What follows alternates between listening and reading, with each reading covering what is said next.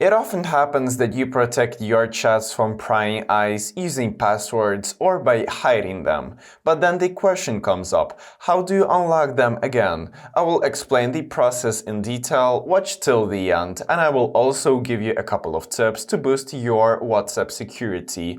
So let's get started. First of all, guys, open the WhatsApp on your device and afterwards in the Chats tab just right there in the bottom left corner, scroll up to access the locked chats, simply click on them, scan your fingerprint or use the PIN code to access them, hold the chat that you want to unlock, and afterwards tap this small three-dot menu right there, and in this list select unlock the chat and again enter the PIN code or scan your fingerprint.